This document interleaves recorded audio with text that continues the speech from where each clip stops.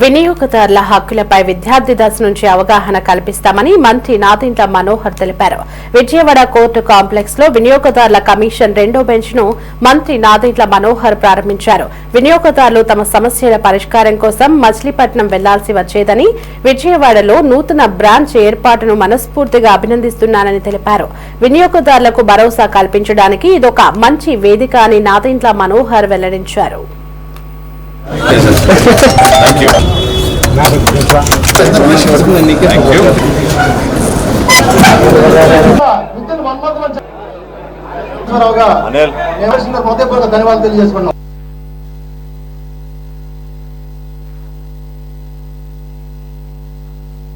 వినియోగదారుల పరిరక్షణ చట్టం 1986 అనుగుణంగా రాష్ట్ర వ్యాప్తంగా ఆంధ్రప్రదేశ్లో ఉన్న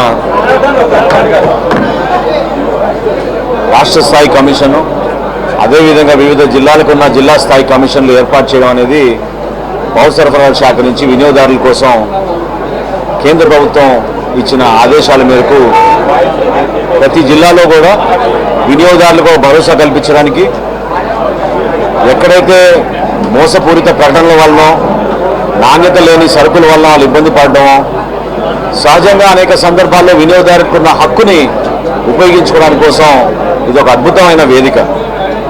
అయితే సమాచార లోపం వల్ల పూర్తి స్థాయిలో ప్రతి ఒక్కరికి సమాచారం అందించాలనే ఒక ప్రయత్నం మా శాఖ నుంచి మేము చేస్తున్నాం.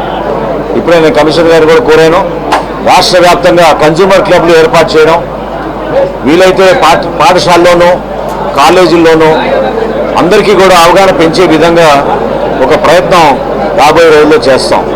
దీంతో పాటు భారతదేశంలో ఆంధ్రప్రదేశ్ వినియోగదారుల విషయంలో మాత్రం రిడ్రెసల్ కానివ్వండి, గ్రీవెన్సెస్ కానివ్వండి చాలా బాగా రెక్టిఫై చేసే విధంగా ఈ కేసెస్ పరిష్కారంలో చొరవ చూపిస్తూ ఉన్నారు. దాదాపు 1,33,757 కేసులు నమోదైతే ఇప్పటి వరకు ఆల్మోస్ట్ 1,30,000 కేసులు పరిష్కారం చేశారు. జిల్లా స్థాయిలో 50 లక్షల వరకు, రాష్ట్ర స్థాయిలో 2 కోట్ల వరకు ఎవరైనా వినియోగదారుడు వాళ్ళు నివసిస్తున్న ప్రాంతంలో గౌరవ కోర్టును ఆశ్రయించి తనే ఆర్గ్యూ చేసుకోవచ్చు, లేదా న్యాయవాదుల సలహాతోటి వాళ్ళు సంప్రదించి వాళ్ళ ద్వారా కూడా ఆర్గ్యూ చేసుకోవచ్చు.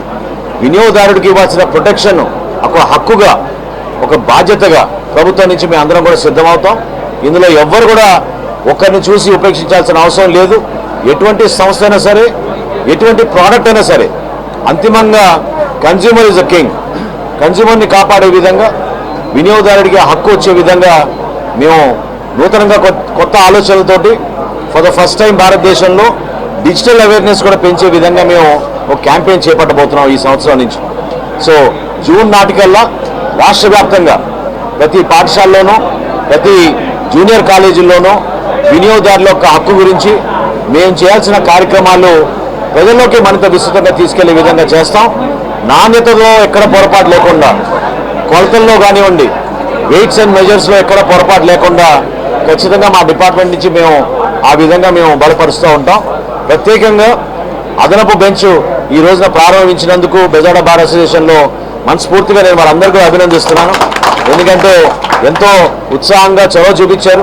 ఇక్కడి నుంచి వినియోగదారుడు ప్రతిరోజు మచిలీపట్నంకి వెళ్ళాలంటే అనవసరమైన ప్రయాణం, అక్కడ ఇబ్బందికరమైన పరిస్థితులు ఉన్నాయి కాబట్టి వాళ్ళకి ఇంకా అందుబాటులో తీసుకొచ్చేటట్టు ఈ కార్యక్రమం ఈరోజు చేపట్టాం. వాళ్ళందరినీ కూడా నేను టీంని అభినందిస్తున్నాను. ఎందుకంటే నిజంగా వాళ్ళు 4 రోజుల నుంచి 6 నిమిషాలు కృషి చేశారు.